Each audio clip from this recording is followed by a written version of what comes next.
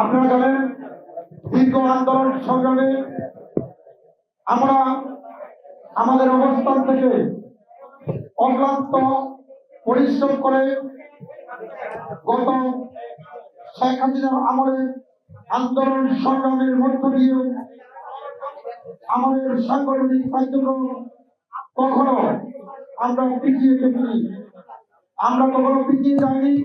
আমরা সবসময় চেষ্টা করেছি বাংলাদেশের সাধারণ মানুষের সাথে জনতা অধিকার পার্টি সামর্থ্য অনুযায়ী তার কর্মকাণ্ড চালিয়ে যেতে। আমি বিশ্বাস করি আগামীতেও আমাদের ভিতরে 5ই আগস্টের পরে যখন স্বৈরাচার শেখ হাসিনা এই আজবের মুহূর্তে গজব পড়ে যখন তার বাবা তার শ্বশুর বাড়ি তার নানার বাড়ি দিল্লি গিয়ে চলে গেছেন, 5ই আগস্টের পরে আমরা যারা 5ই আগস্টের আগে একত্রিতভাবে আন্দোলন সংগ্রামে ভূমিকা রেখেছিলাম, আজকে আমাদের ভিতরে ভুল বুঝাবুঝি, মতপার্থক্য, প্রতিহিংসা শুধু ক্ষমতার জন্য।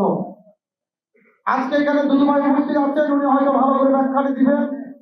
আমি শুধু এতটুকু বলতে চাই, আমাদের ভিতরে কোনো ভেদাভেদ নাই, কোনো ভুল বুঝাবুঝি নয়। আমরা এক একটি রাজনৈতিক দল, এক একটি সাংগঠনিক বক্তব্য দিয়ে যাচ্ছি।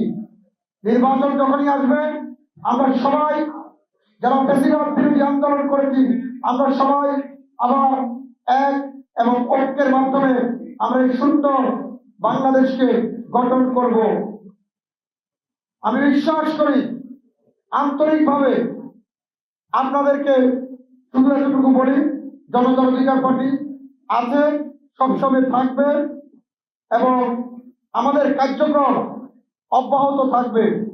এই যে পানির বোতল দেখছেন, আজকে যারা দেশ শাসন করছেন, উপদেষ্টা আছেন, তাদের উদ্দেশ্যে বলছি, আর যারা উপদেষ্টাদের বিরুদ্ধে বলে তাদের উদ্দেশ্যে বলছি, এই পানির বোতল কিন্তু সরকার অনুমোদিত।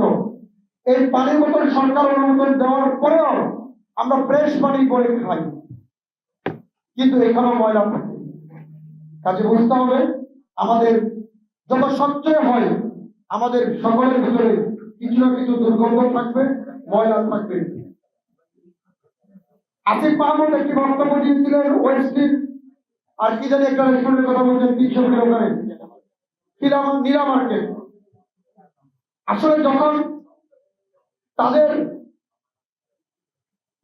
অনেকগুলো গণমাধ্যম কর্মী একত্রিত হয়, প্রশ্ন করে অনেকগুলো মাইক্রোফোন যখন সামনে চলে আসে, তখন আসলে এই সকল উপদেষ্টার ভিতরে কোনো হোশ থাকে না, জ্ঞান থাকে না, কি বলছে আর কি বলবে।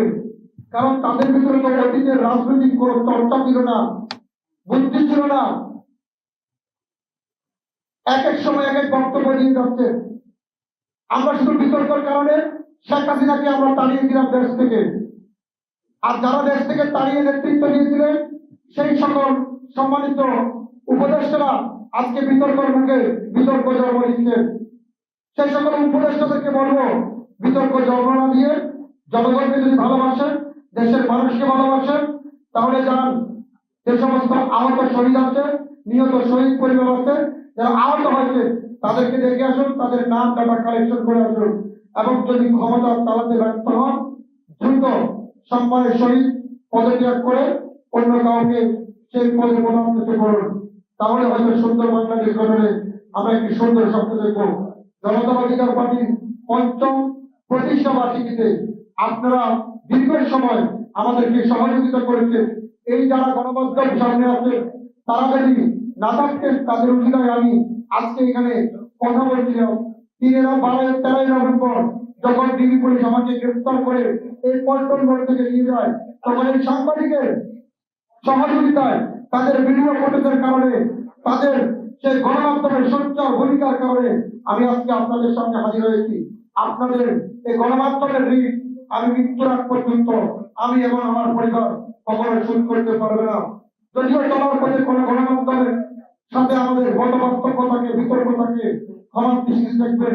আমরা আজকে নেতা হয়েছি গণমাধ্যমের কারণে, আমরা আজকে নেতা হয়েছি আপনাদের সত্য গণমাধ্যম, সত্য সাংবাদিকতার কারণে। আমরা চাই আপনাদের ভালোবাসা পেয়েছি, পাবো, এবং আন্তরিকভাবে আপনাদেরকে প্রতিষ্ঠাবাদীকে ধন্যবাদ জানিয়ে বক্তব্য শেষ করছি। আল্লাহ হাফেজ। জনতা অধিকার পার্টির পক্ষ থেকে সকলকে আন্তরিকভাবে ধন্যবাদ জানাই। আসসালামু আলাইকুম।